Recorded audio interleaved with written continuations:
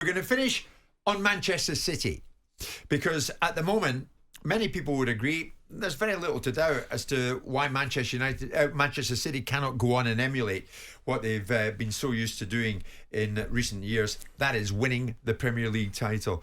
Paul, are they as imperious as last season? Is Haaland the difference between them and everybody else? Well, he's ruthless. He's ruthless, and when you look at the chances, as I said prior, that other teams have created, not punished teams, he punishes them. So 50 goals in, I don't know how many games he's played, says it all. I know 10 of those were penalties. 48 games. 10 of those were penalties, but he's the real deal, isn't he? I watched him when he was at Dortmund, and I feel his game slightly changed. When he was at Dortmund, he was like taking players on, he was beating one or two players and putting them in the bottom hand corners. Now I look at games and he's not involved. Sometimes I think his retention of the ball was not even great. He tries to hold it up and gives it away, but he smells a goal, doesn't he? He's in a team where, you know, he's going to get chance after chance. And don't get me wrong, there's been games where he's had 3 or 4 chances and missed sitters. You know what I mean? To be honest, but he's definitely the real deal for me. Definitely the real deal. Yeah, for you too, Carl. I mean, it's hard not to be. It's hard not to like him. I think when you look at what they lost in the summer with Mahrez and Gundogan, I think losing them players were massive. And I still, weirdly, it's might have a silly comment, I still think Man City are going to get better. I really do. I think they're going to improve it. Obviously, De Bruyne's going to come back in. And you said before we come back on air, to me, Rodri is probably the best player in the Premier League right now. When I see him play, and there'll be a lot of people arguing with me over that, but I just love everything about him. I love his control, his strength, his ability to break things up, to pass forwards. He gets on the end of things at times as well. Well, to be fair, it's funny though, because we were talking about John McGill before, and people saying he's not an outstanding player. John McGinn, but what he does is outstanding. You know, he pieces the team together. You know, and when you talk about Rodri, it's exactly the same. Without him, they don't play, they don't tick. You know, he reminds me of a kind of old-fashioned midfield player. The game's changed nowadays. You have 4 6s. 4's got to stay where he is. The 8 can go forward, but they can't go back. He gets up and down. He scored goals. I totally agree with Cole. I think he's actually... You can talk about Haaland, you can talk about Doku, you can talk about... I think without Rodri, they don't win the title this year. They need to keep him fit, because when he didn't play, they struggled. When he came back, they're a different team. Alvarez will come in. If I don't think Haaland's world class, but they do have players that are not similar but of quality in that position. What he brings, I don't think Alvarez is world class. I like him. I really like him. I love him. I think it's a long way to be getting to world class. And I think but I'm talking him in place. If Haaland was injured for a World Cup with Argentina, you're saying that. But doesn't mean I don't think he's world class. But that's the pinnacle, winning the World Cup. Doesn't make him world class, though, does it? If you won a World Cup, I think you're world class. Yeah, no, the team's world class, but it does make him world class. But he played in the team that won it. Yeah, that doesn't make him world class. But anyway, I told you he tries to win everything. Look, you've got 7 minutes left, right? And he's still trying to win this. And you two work together. That's why it worked. I think he's got a long way to go to prove that. You know what I mean? But this is City who have lost to Arsenal and drawn with Liverpool, so it's a different one.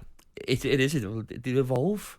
And you said before, as you said, Rodri, but they've got Pep as well. And he evolves. You said before, Ange, will he change? Pep will change in certain games, and his ability to consistently change and twist things a little bit. They also have him. He is one of the best managers I think we've ever seen that's consistently evolved over time with the game. I know you're saying Sir Alex Ferguson probably did as well, but what I've seen in recent years... generations, I think when you talk about, you know, Pep was playing an inverted wing, it's fullbacks coming inside. Now Liverpool doing it with Trent Alexander. This Cole's right. This all come from Pep. He sees things that people don't see, and people just cotton on and start doing exactly the same. Right. That shows the greatness of Pep. He's one of the greats of all time for me. Yeah. I just think that Man City Football Club right now, with the players they've got and the manager that they've got, it's a joy to watch. It really is. We're so lucky in this era. In the Premier League this season, I think we said even before the Premier League was started, this could be one of the most exciting seasons we've seen for many years. I think so. I actually think when you talk about the title, when you talk about Liverpool, Núñez gets chance after chance. You know, doesn't really put them away. You know what I mean? As much as we like to think he should. Arsenal haven't really got an out-and-out striker who's going to score your goals. Jesus gets injured, and Nketiah now and then. So if you actually look at the team with the proper striker, Tottenham haven't got Harry Kane no more. He's gone to Bayern Munich. The only top striker we've got in the league with is Haaland. Yeah. And I think that's going to be enough to win him the So title. you were serious earlier on, which seems way back during the last 3 years, when you said United 4th. Definitely 4th. Who are the 3 above them? City, Liverpool, Arsenal. In that order? In that order. In that order. So that says 1, 2, 3, 4. You agree with that? City to win He's it. not going to agree with it. No, Liverpool. City. Why? But that's your heart telling you, isn't it? I said this at the beginning of the season. Are you telling me your heart's not ruling your head? Yes. It doesn't matter. You asked me a question, who do I think? Of course it matters, his heart. It doesn't matter. Like, I still think I watched Liverpool at the weekend, and there was moments in that game when they looked like they had certain moments of control. And they really did, against the best team in the world. No, true, I agree. I'm not getting away from the fact Man City are the best team in the Premier League. But I also think at this current time, when you watch Liverpool play, the balance they have in their midfield, Oh, yeah, definitely. the versatility that you've got at the top end of the pitch, Right. players coming back to fitness. Like, Diaz is still not fit yet. He's going to come back. He'll take the Premier League You're by not worried storm. about Arsenal? He's looking through the glass because producer Luke's an Arsenal fan. You're not worried about them? Listen, they're a fantastic team and they're great to watch, but I just think the top, even though they're not right now, I just see them two as being the top 2. And then I said Villa before, but I also forgot about like Newcastle will challenge that. Yeah. And then you've got Man United and Spurs, and then Chelsea's in that mix. That's what makes it. But so that's intriguing. why the Premier League this season So will great. be the best we've ever seen. I think in recent years It's anyway. more open than ever, isn't it? It is. Yeah. All right. Definitely. You two should think about a career in football management. Maybe work together. Who knows? It Possibly. might just work. I doubt that now. talkSPORT Drive. Super opinionated sporting debate. Monday to Friday afternoon from 4 on AM, on DAB, via the talkSPORT app and on your smart speaker. talkSPORT.